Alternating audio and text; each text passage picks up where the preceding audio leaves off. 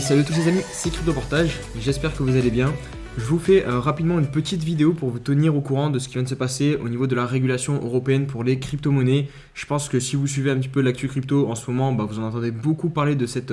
actualité, de ce projet Mika.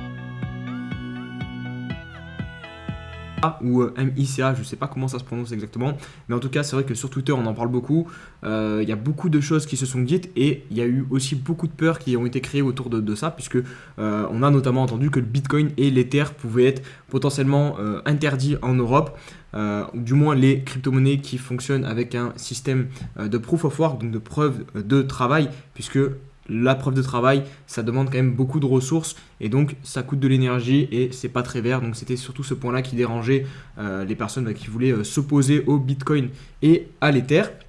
Donc, qu'est-ce qui s'est passé concrètement aujourd'hui ? Est-ce que ce projet Mika a été accepté, ou du moins le passage du projet Mika? Et ça aussi, c'est un petit point, j'ai cherché, j'ai pas réussi à trouver, de savoir si c'est l'entièreté là, du projet qui va devoir être peut-être revoté, ou si c'est uniquement le petit passage sur justement le proof of work qui lui, bon je vous spoil directement, a été refusé, qui va devoir être retravaillé. N'hésitez pas, s'il y a des personnes qui sont un peu plus calées que moi, de me dire concrètement comment ça fonctionne, hein, si ce projet va devoir être retravaillé, s'il va devoir repasser devant les députés européens et être revoté avec la partie donc sur le proof of work qui a été enlevé, ou si ça va être accepté tel quel, mais sans la partie donc du proof of work, puisque le projet Mika ne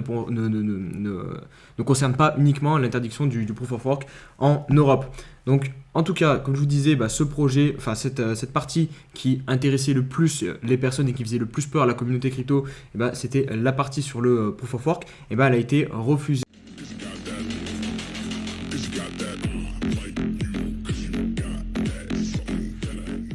Je vous montre aussi rapidement le détail du vote, donc c'est assez intéressant je pense de voir quelle partie a voté pour et quelle partie a voté contre, même si on se doute que ceux qui ont voté pour c'est plutôt les écologistes. Donc là on a ce tweet de Patrick Hansen qui nous montre donc la liste des votants, donc on a 23 personnes qui ont voté pour et 30 personnes qui ont voté contre, et on a aussi 6 personnes qui se sont abstenues de voter. Je vous ai mis ici donc les partis principaux, donc là on voit le SED qui est donc le parti socialiste et démocrate qui a voté majoritairement pour donc l'adoption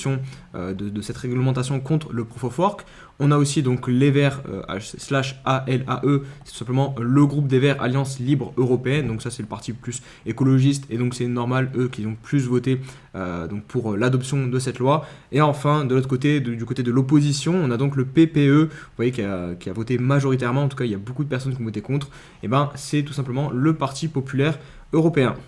Et je conclurai avec une très petite analyse sur le BTC pour ceux que ça intéresse, et aussi vous donner rapidement mon avis sur le sujet de la vidéo, hein, donc ce projet de loi Mika, donc cette régulation des cryptos au niveau européen. Je pense personnellement que c'est une très bonne chose, hein, parce que on va pas rester en marge de la société éternellement, il faut forcément que les crypto-monnaies, que le Bitcoin, tout ça soit régulé et s'intègre mieux à la société. Maintenant, je comprends aussi la communauté crypto qui a très très peur de la régulation, puisque en fait les personnes qui vont s'occuper de la régulation, les personnes qui sont en place, par exemple les députés européens, si on prend par exemple l'exemple des Français, on a notamment Aurore Lalu qui est une députée française, et très souvent elle tweet très négativement sur les crypto-monnaies, ou même elle s'exprime de manière très négative sur les crypto-monnaies. Donc c'est vrai que ça inspire pas du tout confiance, et c'est pour ça à mon avis qu'il y a eu beaucoup de FUD au sujet de cette loi Mika, et donc là ça fait quand même extrêmement plaisir de voir que tout n'est pas négatif et qu'on arrive quand même à avoir peut-être un terrain d'entente qui peut satisfaire les deux parties, et c'est clairement ce vers quoi on va tendre, hein. Voilà, il faut pas non plus nous aussi que de notre côté on pose vraiment notre vision sans se remettre en cause, voilà, mais il faut aussi que eux de leur côté ça soit la même chose, qu'on trouve un terrain d'entente satisfaisant, parce que pour ne pas bloquer l'innovation, parce que clairement si on fout des règles beaucoup trop strictes, ce qui va se passer c'est que les entrepreneurs vont aller entreprendre à l'extérieur de l'Europe, et au final on va juste perdre une très belle opportunité de se servir d'une technologie qui fera partie de notre futur. En tout cas moi j'en suis certain, peut-être que je me trompe, mais moi je trouve que c'est plutôt dommage de vouloir mettre directement des bâtons dans les roues. Voilà pour le petit projet,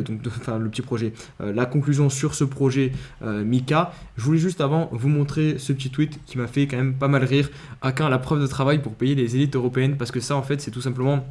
Le Parlement européen, c'est là où les députés européens ont voté cet après-midi, et en fait il y avait strictement personne, à part d'autres personnes voilà, qui se courent après, mais apparemment c'est à cause du Covid, et il y avait beaucoup de personnes en télétravail, il y a des personnes notamment qui sont intervenues en visioconférence, donc voilà, on va pas non plus directement leur jeter la faute, mais c'est vrai que la blague était plutôt drôle, donc voilà, je voulais vous passer cette petite blague. On enchaîne donc avec la petite analyse du BTC, ça va être très rapide, puisque tout simplement, pour le coup, on reste toujours dans ce triangle de compression. Hier, on a pu croire à la cassure, alors c'est très léger, vous voyez, on a dépassé, mais on a tout de suite réintégré derrière, donc pour le coup, pour moi, il n'y a pas de changement au niveau du court terme. On attend donc toujours la résolution de ce triangle de compression. Je vous montre rapidement la clôture weekly donc de la semaine dernière, qui ressemble énormément à celle de la semaine passée aussi, donc elle est aussi pas positive, puisqu'on a encore une grosse mèche au-dessus qui est repoussée. Tout simplement, le cours a été repoussé, et on n'a pas encore réussi à s'affranchir des 43 000 $ sur le Bitcoin. Mais de toute façon, au niveau du court terme, tant qu'on n'a pas donc de clôture au niveau du daily au-dessus des 45 000 $ ou en dessous des 33 000, 34 000 $, la direction pour le prochain swing haussier ou baissier au niveau du weekly ne sera pas donnée sur le Bitcoin. Voilà pour la vidéo les amis, n'hésitez pas à mettre un petit pouce bleu si elle vous a été utile, rejoindre la communauté en vous abonnant, me suivre sur mes différents réseaux sociaux, donc Twitter, j'ai Insta et le Discord, et on va dire très probablement à demain pour une nouvelle vidéo. Allez, ciao ciao.